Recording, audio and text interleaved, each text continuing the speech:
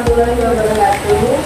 Halo semuanya, perkenalkan di sini saya Krisna Nabila Aini menjadi 224011 dan di sebelah saya adalah Saya antara 11 dengan 2249. kami dari mahasiswa Universitas Negeri Islam Hasil begini akan membahas mengenai tentang makanan dan juga minuman halal, mulai dari entah itu konsepnya ataupun juga peluang dan tantangannya dan ataupun juga mungkin sosialisasi dan edukasi.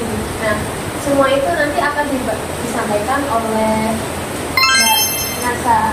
Mengenai konsep makanan halal itu kira-kira seperti apa ya? kalau konsep dasar makanan dan minuman halal itu makanan adalah semua makanan dan minuman yang dikonsumsinya itu yang boleh dikonsumsi sesuai dengan syariat Islam, mulai dari tidak hanya mulai dari bahan bakunya tetapi juga produksi sampai pendistribusiannya itu sesuai dengan syariat Islam atau sesuai dengan kehalalannya, ataupun juga dengan baik, yang artinya itu sehat, terus bersih, juga baik juga. Kalau kita itu standar terbaiknya itu mulai dari pengolahan, terus bahan baku, pendistribusiannya itu sampai pelajarannya itu juga harus terjamin. Jadi harus semuanya itu memang harus terjamin kehalalannya. Iya. Kalau untuk hukum syar'i dan hukum positifnya itu, kalau hukum syar'inya itu makanan dan minuman halal itu sudah terdapat dalam Al-Quran dan Hadis yang terdapat dalam surat Al-Baqarah itu ayat 29. Ya, Al-Baqarah ayat 29. Kalau surat Al-Maidah itu ayatnya itu ayat 88. Dan tercantum dalam hukum positif di Indonesia itu terdapat dalam UU nomor 33 tahun 2014 itu yang mengatur tentang halal. Ya. Kalau UU nomor 18 itu tahun 2012 kayaknya itu mengatur tentang bahan pangan. Kalau di UU nomor 8 tahun 1999 itu tentang apa itu perlindungan konsumen. Jadi itu sudah tercantum dalam UU dan di Al-Quran dan Hadis pun juga ada. Jadi sudah tercantum ya. Ya. Kira-kira apakah ada peluang ataupun bagaimana mengenai makanan dan minuman halal ini? Kalau peluangnya itu kan Indonesia kan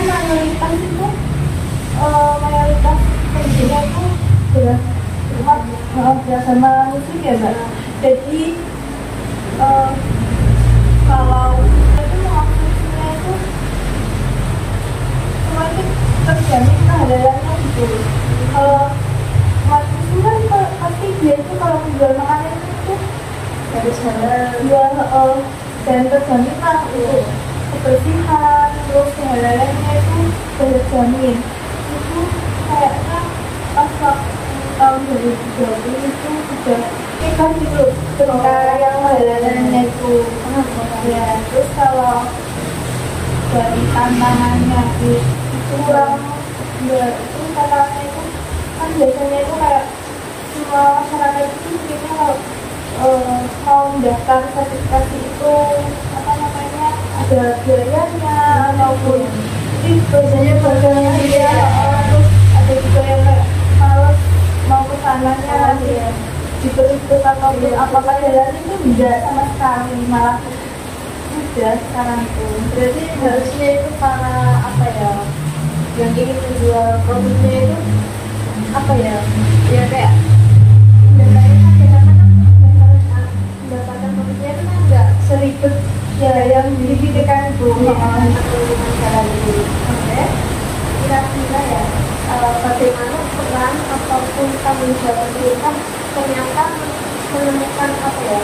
sebuah produk yang tersertifikasi halal, namun ternyata kandungannya itu tidak halal.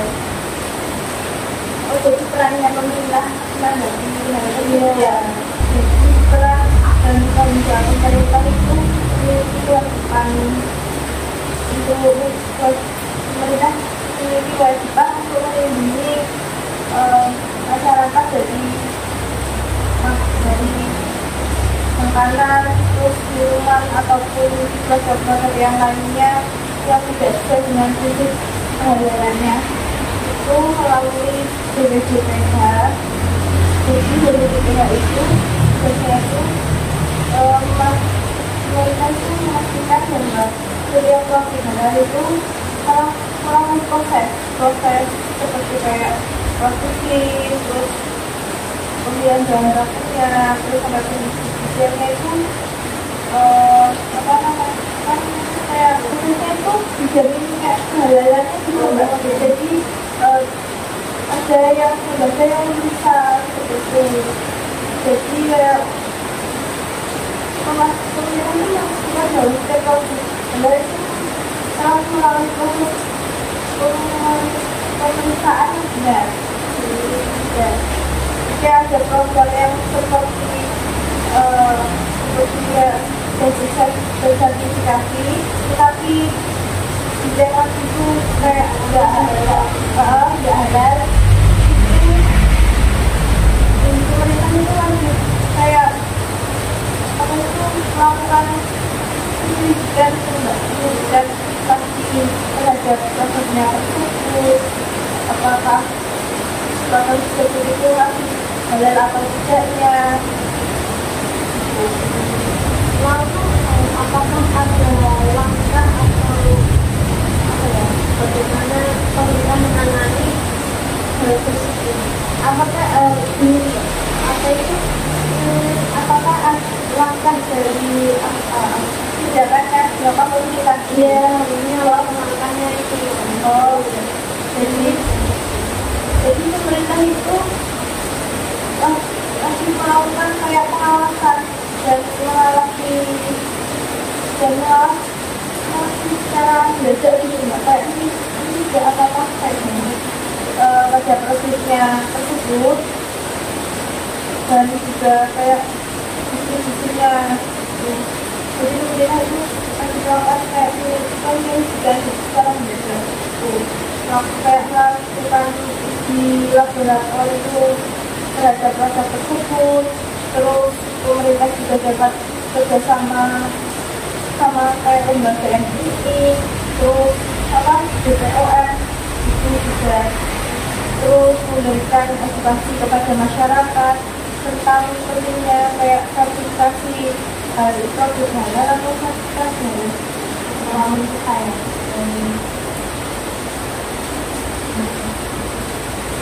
pembahasan kita kali ini sangat menarik sekali, apalagi mengenai industri makanan dan juga minuman halal. Sekarang itu digemari oleh masyarakat kita, di mana kita membeli makanan untuk jajan atau untuk makanan sehari-hari. Nah, maka dari itu perlu terkait makanan halal ini kita juga harus cek dan recheck juga apakah benar-benar halal atau tidak. Pembahasan selanjutnya nih mengenai apakah ada pilar ataupun infrastruktur terkait dengan makanan atau minuman halal. pilar dan infrastruktur.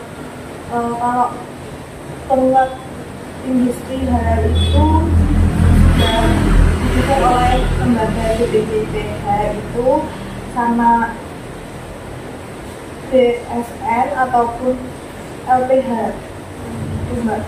Jadi kalau infrastruktur sendiri itu seperti logistik halal, terus sistem rusuk dan standarisasi sertifikasi halal juga itu penting untuk menjaga kepercayaan konsumen untuk membeli produk dari kita. Terus apakah ada sumber daya manusianya mengenai makanan atau minuman halal ini enggak? Kalau kebutuhan SDM-nya sendiri itu dari industri makanan dan minuman halal itu membutuhkan SDM yang berkompeten ya Mbak. Jadi kayak mulai dari manajemen kerja dan personalia, terus keuangan hingga pengawas sertifikasi halal dari itu yang memahami sistem jaminan halal dari pelajaran dan apa itu edukasi itu menjadi apa namanya kayak kunci untuk mencetak SDM yang profesional. Mengenai terus apa kira-kira ya bisa nggak Kak ada sosialisasi ataupun edukasi mengenai makanan atau industri makanan atau minuman halal ini? Sosialisasi itu penting ya bagi masyarakat, soalnya kalau masyarakat itu biar tahu bahwa ininya apa itu sertifikasi halal itu penting nggak sih bagi pelaku usaha itu. Jadi bisa diadakan sosialisasi melalui kayak media sosial, terus ceramah kayak ceramah agama juga, terus dan edukasi di sekolah-sekolah yang bisa gunakan untuk sosialisasi juga. Terus kalau edukasinya itu lebih diberikan melalui apa ya kayak pelatihan terus apa kayak pelatihan itu enggak dan penyuluhan kayak gitu. Terus tujuannya itu agar apa ya kayak mengangkat dan mengangkat pelaku usaha itu bisa langsung melakukan kayak sertifikasi halal itu. Dan sekian pembahasan materi mengenai makanan dan juga minuman halal. Dan apabila ada salah kata, kami mohon maaf sebesar-besarnya. Wassalamualaikum warahmatullahi wabarakatuh.